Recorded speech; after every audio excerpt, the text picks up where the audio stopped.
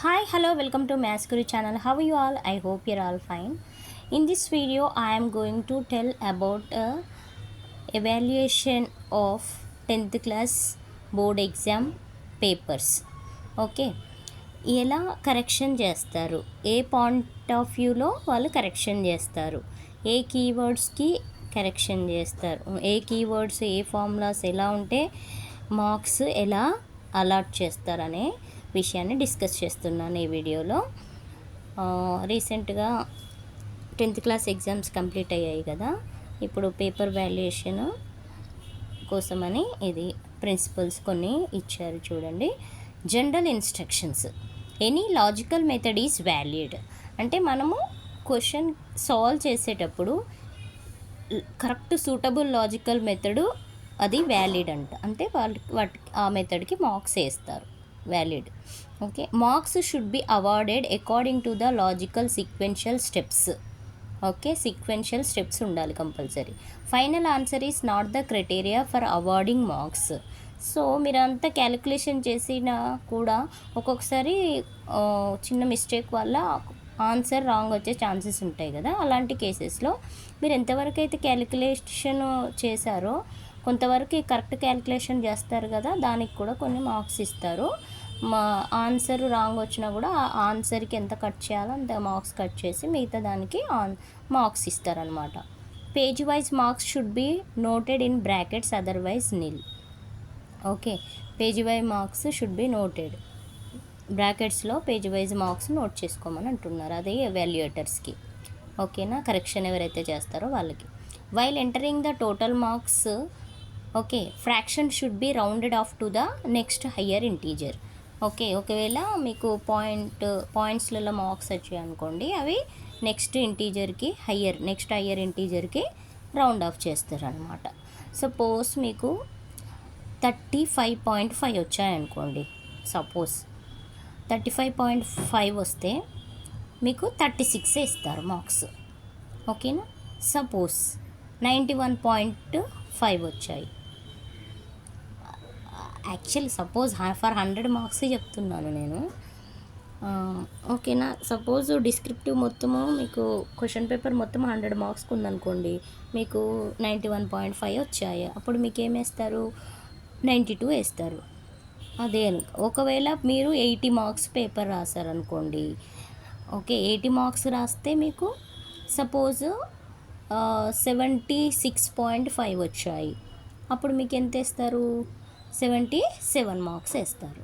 ఓకేనా, అది. Next section 1, section 2 there is no choice. So first second సెక్షన్స్లో choice లేదు, థర్డ్ సెక్షన్లో మీకు marks are to be awarded for any 4 questions అనమాట, చాయిస్ ఉంది.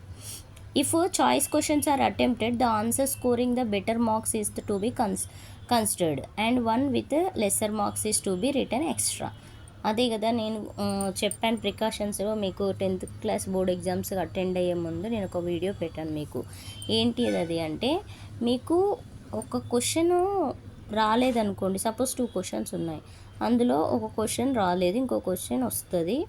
ఓకేనా, సో రాని క్వశ్చన్ ఏం చేస్తారు, కొంచెం జస్ట్ అటెంప్ట్ చేయండి. ఇక్కడ ఇంకోటి ఏంటంటే, సపోజ్ 3 క్వశ్చన్స్ ఇచ్చారు, అందులో మీరు 2 కంపల్సరీ రాయాలి. ఆ 3 క్వశ్చన్స్లో మీకు 2 రాయాలి అంటే 3 రాసేయండి, ఎక్స్ట్రా కూడా రాసేయండి. ఒకవేళ ఒక క్వశ్చన్కి తక్కువ మార్క్స్ పడి ఇంకో క్వశ్చన్కి ఎక్కువ మార్క్స్ పడ్డాయి అనుకోండి, మీకు ఎక్కువ మార్క్స్ పడ్డ క్వశ్చన్ ఆ మార్క్స్ని యాడ్ చేస్తారనమాట, అలా అనమాట. Next, the solution given in the principle of evaluation are suggestive and other solutions which are correct are also to be considered as awarding marks. Okay, next ఇంకా క్వశ్చన్ పేపర్కి వెళ్దాము. Part A, section 1 చూడండి. Section 1లో for writing the formula of area of ట్రయాంగిల్కి మీకు half mark ఉంటుంది. First given that రాసి formula రాస్తే దాని సూటబుల్ ఫార్ములా, దానికి హాఫ్ మార్క్ ఉంటుంది.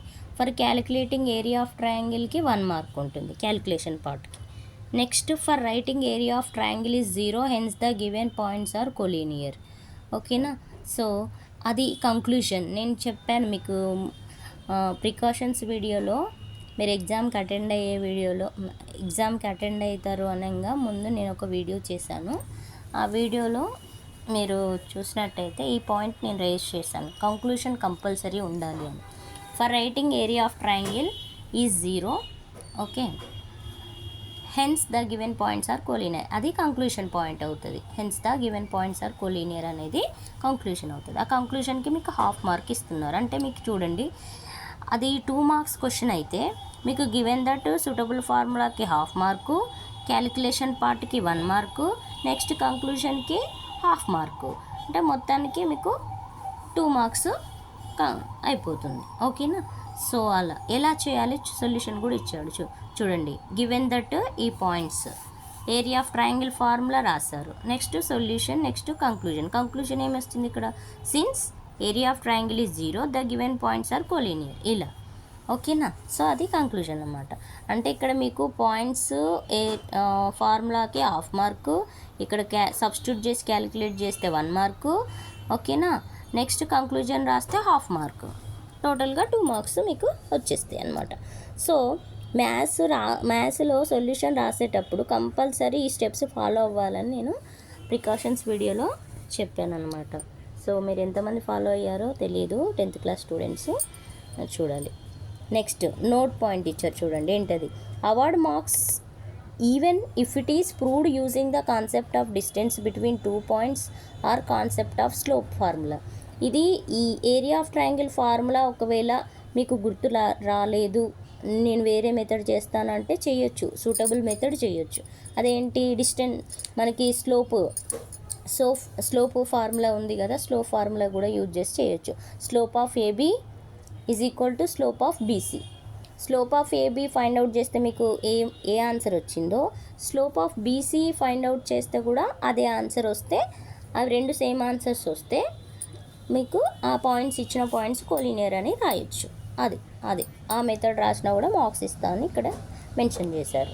ఓకేనా? Next second question, writing values of sin 30 cos 60 half mark, for finding the sum and product of roots half mark, for writing the formula half mark, for writing the required quadratic equation అంటే conclusion half mark. So 4 halves 2 marks అలా. Solution ఇచ్చారు చూడండి. First మనకి క్వశ్చన్లో ఏమి ఇచ్చాడో చూసుకోవాలి. ఏమి ఇచ్చాడు, sin 30 cos 60 అంటే అది గివెన్ ఇన్ఫర్మేషన్ అనమాట. వాటి వాల్యూస్ మనకు ఆల్రెడీ టేబుల్ నుంచి తెలుసు కాబట్టి రాసేసుకోవాలి.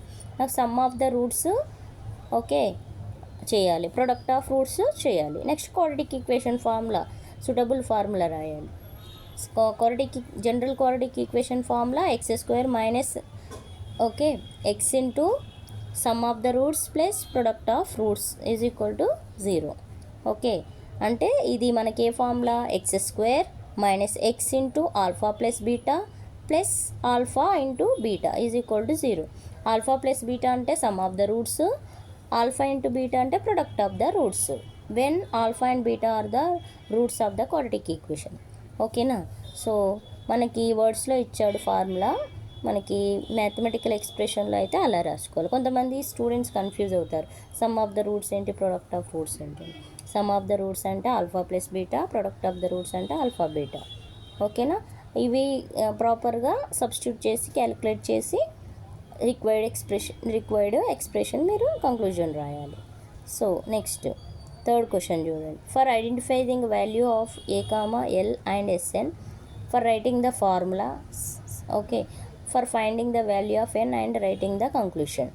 ఇక్కడ మీరు ఏం చేయాలి అంటే ఇచ్చిన టర్మ్స్ని రాసుకోవాలి, తర్వాత some of the n terms formula రాసుకోవాలి, NEAP. ఓకేనా? Formula Sn is equal to n/2 into a plus l. తర్వాత సబ్స్టిట్యూట్ చేయాలి, n వాల్యూ వస్తుంది. తర్వాత conclusion, number of terms in the given arithmetic progression is 38. ఓకేనా? సో ఇక్కడ మీకు చూడండి, for finding values of a, l, Sn, ఇదిగా solution దగ్గర రాశారు కదా, అది given that what we need to find out. n is equal how much, a ఇచ్చాడు, l ఇచ్చాడు, Sn ఇచ్చాడు.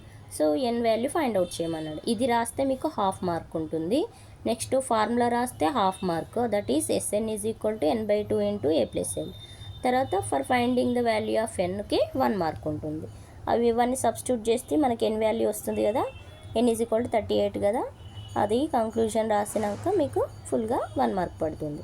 నెక్స్ట్ హాఫ్, ఈ హాఫ్ ప్లస్ హాఫ్ 1, 1 + 1 2 మార్క్స్ వచ్చేస్తాయి ఆ క్వశ్చన్కి. ఓకేనా, అలా రాయాలి. Next for drawing the suitable diagram and labelling, అది సో ఇచ్చిన ఇన్ఫర్మేషన్ ప్రకారం మనము ఫిగర్ డ్రా చేస్తే దానికి 2 మార్క్స్ అన్నమాట. ఓకేనా, డైరెక్ట్ డ్రాయింగ్ డయాగ్రామ్ కాబట్టి మనకి సొల్యూషన్ అని పెట్టేసి డైరెక్ట్ డయాగ్రామ్ రాసి వాటి టర్మ్స్ రాయాలి. ఏబి అంటే ఏంటి, బీసీ అంటే ఏంటి, ఏబి అంటే టవరు, సి అంటే పొజిషన్ ఆఫ్ ద అబ్జర్వర్, అది రాసుకోవాలి. ఓకేనా, వాటి టర్మ్స్ కొన్ని రాస్తే 2 మార్క్స్ పడిపోతాయి. ఓకేనా, next finding of the values A1 B1 C1 A2 B2 C2, half mark. For writing the condition half mark. For solving the finding the value of K 1 mark. ఓకేనా, అదే సొల్యూషన్ A1 B1 ఇవన్నీ రాసుకొని given పేర్ condition రాసుకొని A1/A2 = B1/B2 రాసి వాటి value substitute చేసి calculate చేస్తే మీకు K వాల్యూ వస్తుంది. ఓకేనా, అలా. నెక్స్ట్ ఇక్కడ కూడా ప్రతి క్వశ్చన్కి మీకు కంపల్సరీ డివిజన్ ఆఫ్ మార్క్స్ ఉంటాయి. ఇది రిగార్డింగ్ 2 మార్క్స్ క్వశ్చన్స్. మరి సెక్షన్ 2కి వెళ్తే 4 మార్క్స్ క్వశ్చన్స్ కదా సెక్షన్ 2లో. సో దానికి ఎలా అలర్ట్ చేస్తారో ఒక్కసారి చూద్దాం. For writing set A union B. Okay, so Venn diagram నుంచి ఏ సెట్ బి సెట్ రాసుకోవాలి ఫస్ట్ వెన్ను డయాగ్రామ్ నుంచి. తర్వాత A union B find out చేయాలి, దానికి 1 మార్కు. ఏ ఇంటర్సెక్షన్ బికి 1 మార్కు, A - బికి 1 మార్కు, నెక్స్ట్ B - ఏకి 1 మార్కు. ఇలా 4 బిట్స్ ఫైండ్ అవుట్ చేస్తేనే మీకు 4 మార్క్స్ వస్తాయి కంపల్సరీ. లేదు మేడం నాకు 3 బిట్సే వచ్చు, లాస్ట్ బిట్ రాదు, B - ఏ ఫైండ్ అవుట్ చేయడం రాదు అంటే మీకు 3 మార్క్సే పడతాయి అక్కడ.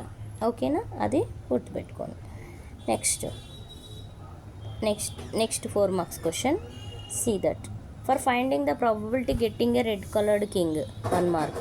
Finding the probability getting a black coloured face card 1 mark. For finding the probability getting a diamond card with number 11 for 1 mark. Next for finding a probability getting queen of clubs 1 mark. So ఇక్కడ solution కూడా ఇచ్చారు, ఇది formula. Next first bit, second bit, third bit, fourth bit. ఓకేనా, ఈ 4 bits sub bits వేసారు కదా, 4 marks వచ్చేస్తాయి మీకు. నెక్స్ట్ 9th క్వశ్చన్ చూడండి. ఫర్ సబ్స్టిట్యూటింగ్ కాట్ స్క్వేర్ అంటే ఏంటి, 1/tan². ప్రతిదీ మీరు బ్రాకెట్లో మెన్షన్ చేయాలి, స్టెప్ బై స్టెప్ బ్రాకెట్లో మెన్షన్ చేస్తే మీకు ఈజీగా ఉంటుంది. ఇప్పుడు for proving 1 + tan² 1 + cot² = tan² కదా. మన కాట్ స్క్వేర్ అంటే ఏంటి, ఫార్ములా 1/tan². అది మీరు బ్రాకెట్లో కంపల్సరీ మెన్షన్ చేయాలి. నాకు తెలుసు కదా అనేసి డైరెక్ట్ సబ్స్టిట్యూట్ చేస్తా అంటే మీకు మార్క్స్ కట్ అయిపోతాయి. ఇక్కడ cot² = 1/tan² అనేది కంపల్సరీ బ్రాకెట్లో మెన్షన్ చేయండి స్టెప్ రాసేటప్పుడు, అప్పుడు మీకు దానికి 1 మార్క్ ఉంటుంది. ఫర్ ప్రూవింగ్ కోసమని 1 మార్క్ ఉంటుంది. నెక్స్ట్ సెకండ్ పార్ట్ మళ్ళీ కాట్ అంటే ఏంటి, 1/tan A. కంపల్సరీ మీరు బ్రాకెట్లో సిన్స్ అని పెట్టి మెన్షన్ చేస్తే మీకు దానికి 1 మార్క్ ఇస్తారు. నెక్స్ట్ ప్రూవింగ్కి 1 మార్క్, అలా మీకు టోటల్ 4 మార్క్స్ వచ్చేస్తాయి. ఇలా కంపల్సరీ రాయాలన్నమాట.